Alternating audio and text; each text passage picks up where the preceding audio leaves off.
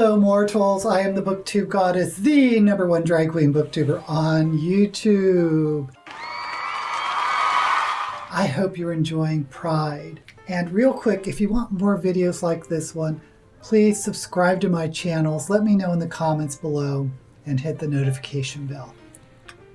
Now, one LGBTQ author, a non-binary author I've seen come up on Twitter a lot recently is Kacen Callender. Now, I talked about this book last year as one of my top books published in 2019 called Queen of the Conquered. And when I saw this book pop up as kind of a tribute to promote Black queer authors, especially in response to addressing Booktube's relationship to Black authors, I saw a couple of people purchasing multiple copies of Queen of the Conquered for giveaways. And I was like, wait, has anyone actually read this book? I think it's great to support queer Black authors like Kacen Callender, but maybe you want to talk maybe just a little bit about the books you're doing for giveaways. And I say this because Queen of the Conquered is an anti-hero story. And anti-hero stories mean the main characters are severely flawed, sometimes extremely unlikable. And I've said this before for other books, but anti-hero stories are not for everyone. And this is why. Because a lot of people want to like their protagonist. They want to identify with the protagonist. And there can be a very uncomfortable feeling if the protagonist is not a very likable person. And this book is a good example because I remember watching Jessie from Books and Bow Ties, and they had a lot of issues with the main character. I low-key hate Sigourney's character because I detest and loathe her character so deeply, even though I try not to condemn her actions too much. So let's talk a little bit about this novel. Callender made some really interesting choices for the character arc of the main character, Sigourney Rose. Throughout the novel, you keep asking yourself if this character is in the middle of a redemption arc, maybe. And you don't really know until the end. And even then, even at the end, you question what the character arc was really about. In other words, there are layers. It is written in the first person present tense, which, if you're like me, maybe takes a chapter or two to get used to. But it also has elements of omniscient third person.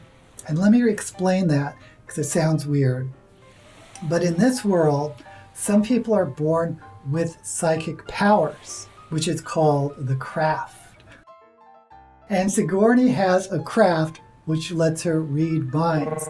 So in this first person telling, you are often dipping into the perspective and minds of other characters. And I think the writing is top notch, but I wasn't sure where the plot was going until the very end. Now, obviously, with this psychic powers, this story is set in a fantasy world, but it is inspired by the Dutch slave colonies in the Caribbean island. Now, if own voices are important to you, the author, Kacen Callender, is a person of color who grew up in the Caribbean islands. Now, apparently, when Callender found out that there were Black slave owners of other Black people on the islands they grew up in, that got them thinking, what type of person participates in the enslavement of their own people? Now, Sigourney Rose is a Black woman who is one of the slave owners. So all of the other slave owners are white, and she faces their contempt. And of course, the slaves she owns dislikes her because she owns them. There's no getting around the fact that the main character is a slave owner. And her power over other people corrupts her and taints her. Now, as a backstory, Sigourney's family was slaughtered when she was a young girl. And she left the islands, and she grew up and was educated in the north. And when she came back to the islands, she had this idea that she wanted revenge on those who killed her family. But to do so, she had to become a slave owner. And her plan was to rise up through the ranks and take control of the islands.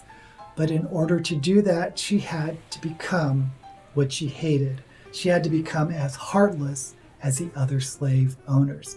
Now, I think this is a fascinating novel, and I gave it 5 stars. And if you haven't guessed, this book gets my blessing. But again, a warning. This is an anti-hero novel. It's going to make you feel uncomfortable. The main character is not a nice person. If you're going to get it and read it, do so with your eyes wide open. Personally, I think this is a fine standalone novel, but it is actually part of a duology, and the sequel is set to be published later in December of this year. Now, Callender has also recently published a young adult book that's getting a lot of talk about a trans boy named Felix Ever After. If you want me to review that book, let me know in the comments below. I'll have an affiliate link below if you're interested in Queen of the Conquered. And thank you for sticking with me this far. And until we meet again, may all the books you read be blessed.